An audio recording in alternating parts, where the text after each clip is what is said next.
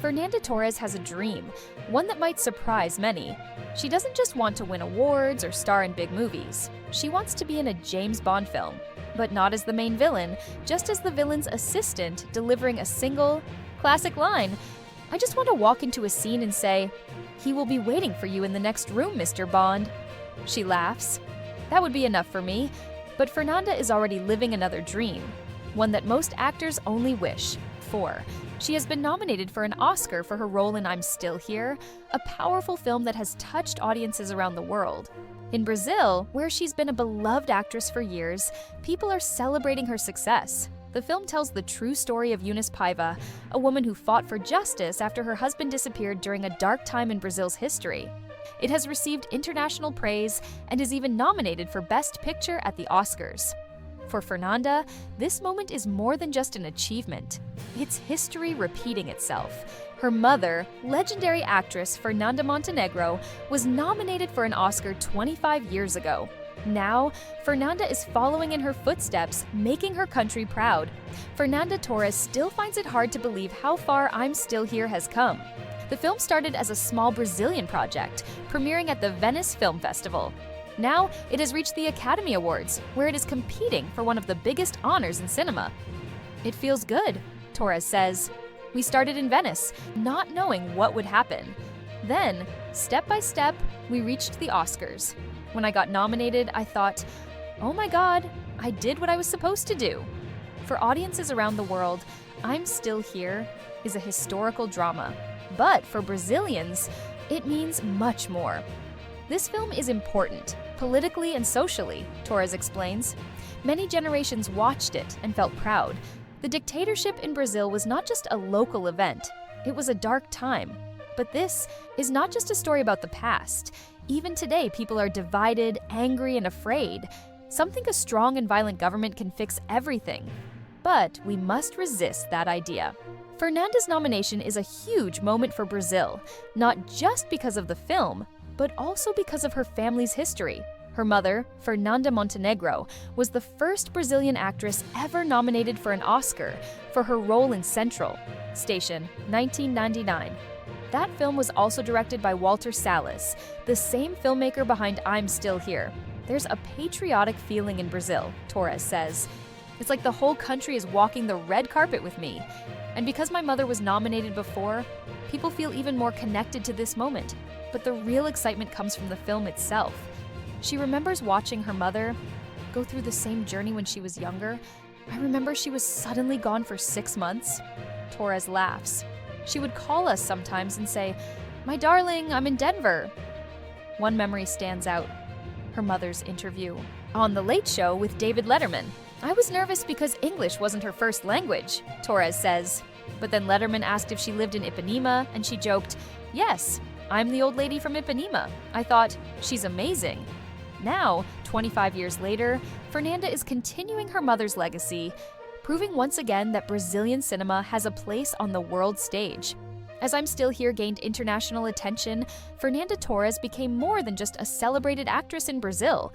She became a global sensation. With her growing recognition, something unexpected happened. Her social media following skyrocketed. In just a few months, her followers jumped from 500 million to over 4 million. This rapid rise wasn't because of a carefully planned marketing strategy, it was purely organic, driven by passionate Brazilian fans who rallied behind her. Torres, however, is clear that she never orchestrated this online movement. "It might seem like I'm actively managing my social media for attention, but that's not true," she explains. "The real reason my online presence exploded is because of the film itself. I'm Still Here struck a deep emotional chord with people, and they wanted to show their love and support."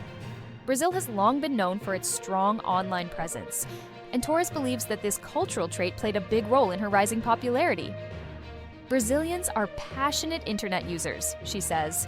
"We take pride in our culture, and when one of us makes it to the global stage, we make sure the whole world knows about it." Unlike many actors who carefully curate their online image, Torres has taken a different approach, letting her fans, she says, "I don't need to tell them what to do.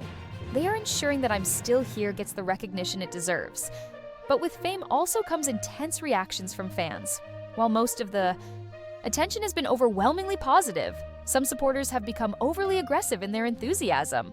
However, Torres remains unfazed by the extreme reactions. "That's just part of being in the public eye," she says. "Fans are passionate and their emotions run high. I appreciate their love, but I also want them to remember that it's just a movie. We don't have to fight over it." With her name now firmly established in Hollywood, the big question is, what's next? Torres has built an impressive career in Brazil with diverse roles across film, television, and theater. And she has no intention of limiting herself to just one industry. "I don't separate my career in Brazil from my international career," she says. "A career is made up of good movies, meaningful plays, and impactful television projects. I want to keep challenging myself with roles that excite me." When asked about her dream role, Torres has a surprisingly fun and specific answer.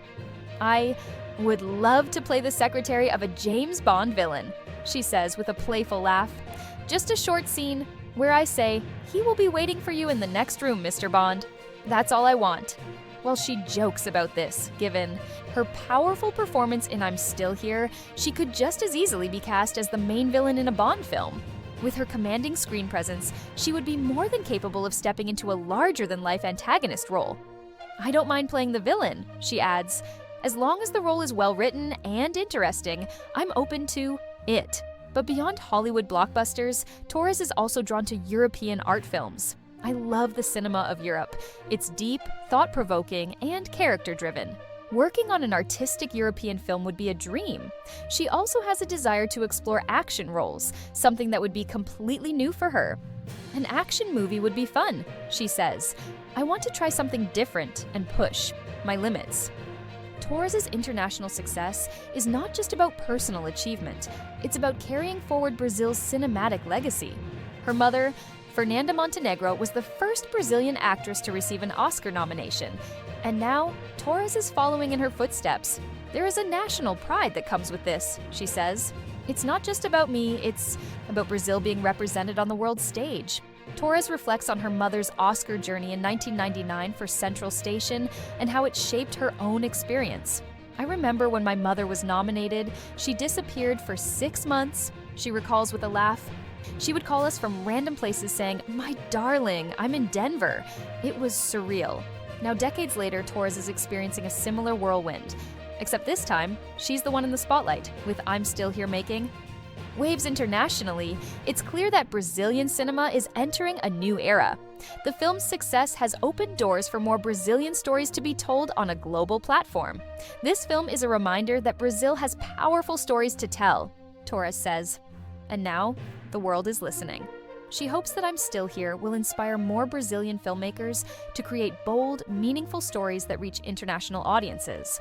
"I want to see more Brazilian films at the Oscars, more representation, and more global recognition for our industry." Fernanda Torres' journey is a testament to passion, perseverance, and the power of storytelling. From her humble beginnings in Brazilian cinema to walking the red carpet at the Academy Awards, she has proven that talent and dedication can break barriers. But her story isn't over yet.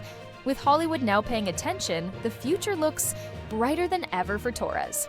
Whether it's a Bond villain secretary, an action hero, or a lead in a European art film, one thing is certain, she's just getting started. What do you think? Should Fernanda Torres play a Bond villain, or do you see her in another Hollywood role? Let us know in the comments. If you love hearing about inspiring actors and the impact of global cinema, don't forget to subscribe and turn on notifications, so you never miss an update. Like and share this video to support amazing talents like Fernanda Torres. Thank you for watching, and we'll see you next time.